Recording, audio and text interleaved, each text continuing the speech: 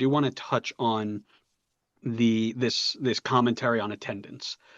Because unfortunately with this tournament, because of how many people don't want it to exist, because they are creatures of habit and don't like change or anything new, less talk has been made about the play on the pitch online, and most of it has been around outside commentary, one of those being attendance.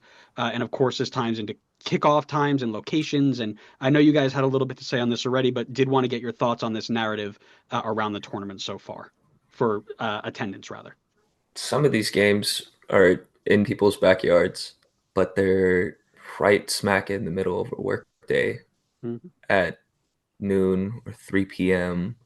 or even 6 p.m. and you have to get up with LA traffic. It's not going to happen. So as much as people may want to be attending these, I'm sure that's happening throughout the whole tournament across the states. Yeah. That part is to appeal to the global audience in my eyes.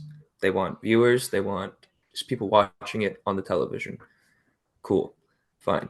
On the other hand, though, then you're going to see these complaints about empty stadiums for some of these. And I'm sure multiple people would love to go see these, and the timing sucks. So that's one reason. Two, like we've all talked about it before, the pricing is ridiculous. So for some of these to one have to make the time to go out to see it, to pay the ridiculous prices, and then maybe have to travel as well, it adds up. And I think that's hard for just anyone to do. So that I think is the second reason for attendance being low in some of these games. But obviously, there's been exceptions. We've seen good attendance from the Red Dragons fans. We saw like I think you mentioned the Wydad fans against Man City. They were in attendance. That stadium was pretty packed, and it's not even one of the most attended games. PSG Atletico, a lot of people in that stadium. It wasn't even sold out until like the day before, I think, and they managed to fill that. So on the convenient timed games, people will show. On the ones with big pull, they will show. Even teams that have less pull but bit larger fan bases, more diehard fan bases, they'll show. They just need to make it accessible to us for people to fill the seats, basically. Which is such an interesting thing because I read an athletic article that came out today that was like the whole reason that this is such a big tournament is because they can grow their American audience, right? You have these Mm-hmm. people showing up, but then you're putting the game at 12 o'clock on a Tuesday. How is that going to work? Like not everybody's got time to take off. So it's that's such an interesting thought process there. But Dill, what do you think? No, this structurally, in its essence, comes down to just business decisions made by the U.S. Federation and FIFA. That's what this all is. I mean, you go look at any U.S. Federation, like the game tonight, that stadium will be empty. Oh It yeah, will be empty. And that's been a running issue with the one team in this country that you can always get people to support your country, right? You go and look at other places, it's kind of run of the mill. You have people in the stands. But going back to this, FIFA made a deal with DAZN for $1 billion. You think DAZN is going to sit here and tell you they don't want a global audience on their platform for this? Like, that's ludicrous. And I wouldn't expect that from a business decision for DAZN to be like, yeah, let's put this at 7 so that our UK audience can't watch this. So it's supposed to be in its raw form a American competition where you can get this side of the world interested in the sport because it's still growing and it's the biggest market in the world. But you've done a lot of pulling back on that by creating deals with specific people for the amount of money where it's always going to become global again.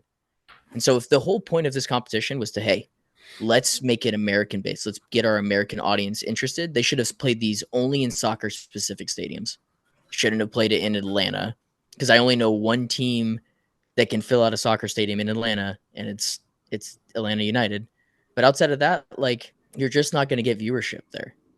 I mean, could you imagine if they had just played this game in like LAFC stadium, like that Chelsea LAFC game that's sold out if it's played in LA, hmm but instead you pigeonholed yourself in these giant, massive stadiums where 25,000 is a sellout somewhere else, but on TV in Atlanta it looks like crap.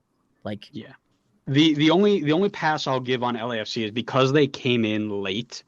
I think right, the Mm-hmm. logistics were tied there. That's the only reason why I sat there. And even then, they still had a solid 1,000 people in their 3252 coming down.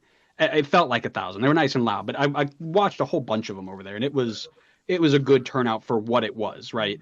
But I would agree with you 100% where you are putting these in stadiums you expected to be packed out because you're playing, when you have a Man United versus Liverpool preseason summer friendly, it used to sell out because you played it at 7 p.m. on a Saturday. Now you're putting the same game in the same stadium at 3 p.m. on a Tuesday, and it's like, where's all the people?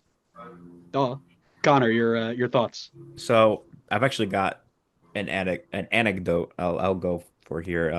I've got some buddies who are from Brazil. They're Palmeiras fans, This is already a and lie. Connor has no friends. all right, I'll send you the screenshots. You can post it in when you do the edit. Love it. So they're Palmeiras fans, and they obviously this is an opportunity for them to see Palmeiras live. I have a feeling they've probably gone to Brazil and seen them, but obviously like they're here in the States now. It's a great opportunity for them to be able to just more conveniently go see them. They were at MetLife. Like, talk about convenient. It's right around where we are. And the only reason that they were even able to consider going to that game is because it was a federal holiday. Otherwise, it was, as we were talking about before, a 12 o'clock game on a Thursday.